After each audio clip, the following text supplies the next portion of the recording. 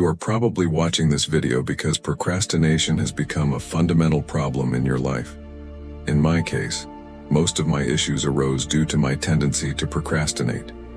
When you stop doing what you should and keep postponing it, all sorts of difficulties start to emerge.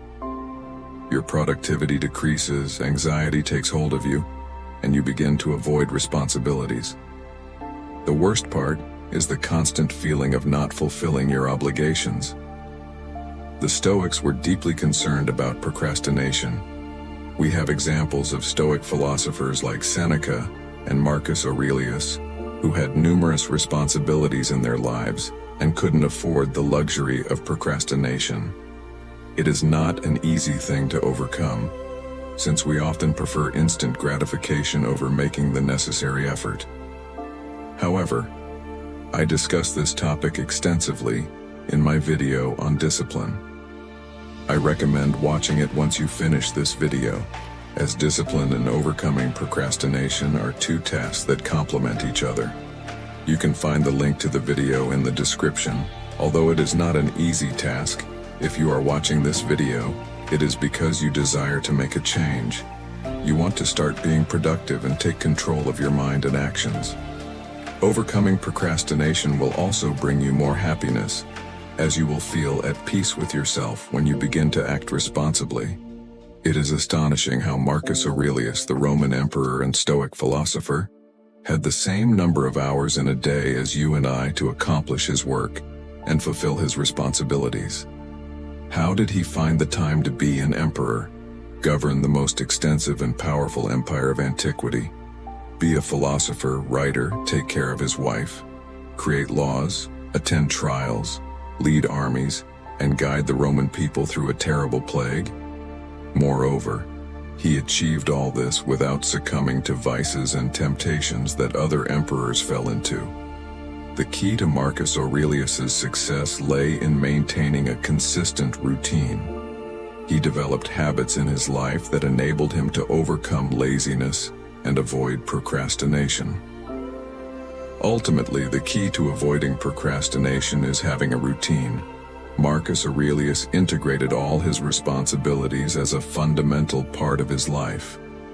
Just as we need to eat, wash, and sleep, Marcus Aurelius turned those responsibilities into something indispensable to the point that he couldn't conceive of living without fulfilling them all. Stoics, just like Aristotle, understood that we are what we repeatedly do. Excellence, then, is not an act, but a habit.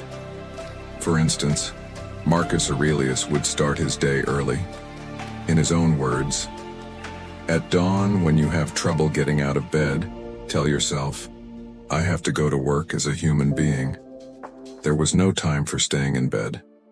He would begin his day by writing in his personal journal, dedicating a few minutes to record his thoughts and organize his mind. He would remind himself of what truly mattered, then prepare himself to face his responsibilities and the people around him. He would say to himself, "Today I shall meet people who are meddling, ungrateful, aggressive, treacherous, malicious, unsocial." Marcus Aurelius knew that he couldn't allow those people to affect his judgment and happiness. He was clear that he must act according to what he deemed right. Following this, Marcus Aurelius would begin with his most important responsibilities. He wanted to tackle them first, as he was rested and ready to work. His focus was entirely on the task at hand.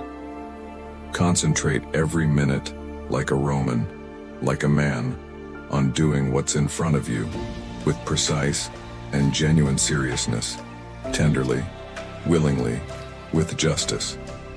Marcus Aurelius would say in his Meditations, "As you can see from his routine, there was no room for procrastination." You may be wondering how you can act like Marcus Aurelius and overcome procrastination, how you can prepare yourself mentally, and what techniques you can follow. In the following section, I will explain 7 Stoic techniques that have personally helped me avoid procrastination and increase my productivity. I will divide them into 2 parts. The The first will address how to prepare the mind to avoid procrastination, and the second part will focus on the actions we can take to overcome procrastination. Part 1. Prepare the mind. 1. Change your perspective. Procrastination is a problem primarily experienced in the first world. We procrastinate because we can afford to do so. If we were to ask someone who doesn't have enough to eat if they ever procrastinate, the answer would likely be negative.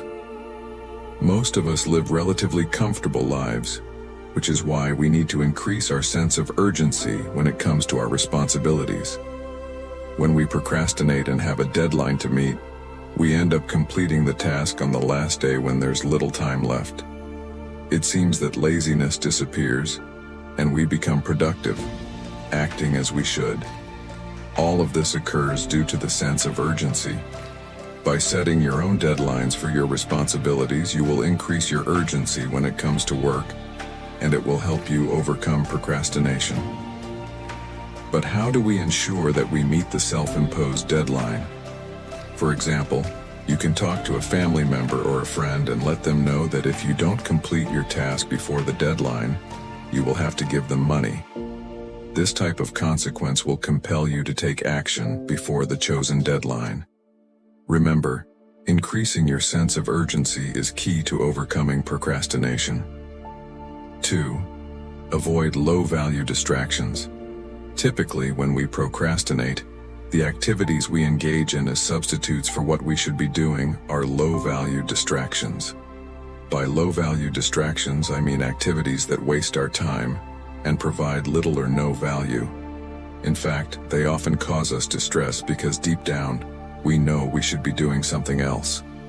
Therefore, not only are these distractions unrewarding, but we also don't fully enjoy them. Would you truly derive more enjoyment from these distractions if you engage in them after completing your responsibilities? Change the order of actions. Work first, then indulge. 3. Reorganize your responsibilities. There are tasks we must complete that are difficult or time-consuming. These tasks can overwhelm us or make us feel burdened, leading to procrastination. If I were to ask you if you can work for 5 hours without getting distracted, chances are you wouldn't be able to. However, you could work for an hour without distractions. That is more feasible, and you could break it down into 5-minute intervals. Everyone is capable of working for 5 minutes straight. If we apply this logic to long or challenging tasks, meaning we divide them into smaller parts and treat each part as a unique, shorter and more achievable task, it is likely that this approach to tackling our responsibilities will help us overcome procrastination. Part 2. Actions. 4. Take the first step. Every procrastinator knows that the hardest part is always starting the task. Once you've taken the first step, you've overcome the most challenging part. Force yourself to begin without dwelling on how long it will take to complete the task or how difficult it may be. Just take that first step, which is the hardest yet most important one. That momentum will help you move forward with the second step, the third, and the fourth. Being a procrastinator also has its advantages. Once you start, you don't want to stop because you know how difficult it is to start over or resume the task. 5. The 5-second rule. Building on the previous point, one of the techniques I use in my daily life to take the first step is the 5-second rule. It involves counting from 5 to 0, and when you reach 0, you begin the task. The idea is to clear your mind and not think about anything else but starting. Count from 5 and start without overthinking it. Personally, this technique has been very helpful in my life. Whenever I need to do something that makes me uncomfortable, I count from 5, and without thinking twice, I do it. 6. The Pomodoro Technique. This is a trick to divide your work time into more manageable chunks, making it easier to tackle your tasks. It can be more challenging to start working if you think you have a solid 5 hours ahead of you, for example. But with the Pomodoro technique, you can approach your work in a simpler way. The Pomodoro technique involves working for 25 uninterrupted minutes and then taking a 5-minute break. This is called a Pomodoro. After completing 4 Pomodoros, take a 20-minute break and then repeat the process. Everyone is capable of working for 25 minutes straight. If we realize that by completing 4 Pomodoros we have worked for an hour and 40 minutes with 100% focus and have rested for 20 minutes, focusing on an hour and 40 minutes of continuous work can be challenging because we tend to get distracted if we're not operating at our full capacity. It's even possible that we won't start because we succumb to procrastination. However, with this trick, you'll be able to approach the work in 25-minute intervals that everyone can tackle with 100% productivity. 7. Eliminate distractions. Our brain tends to seek the path of least resistance. If you have your mobile phone near your workspace, a gaming console, or anything else that can distract you, you must remove all those distractions from your work environment. Design an environment that makes procrastination difficult and where the only option is to finish your task. Start by identifying what things prevent you from doing your work. Once you've identified them, remove them from your workspace to make procrastination less tempting. What do you think of these techniques to avoid procrastination? Do you apply any other tricks? I look forward to your response in the comments. Remember that we need discipline to effectively implement all the techniques mentioned earlier. Without discipline and the willingness to change, we won't achieve anything. Here are 2 videos full of Stoic wisdom that you're sure to enjoy.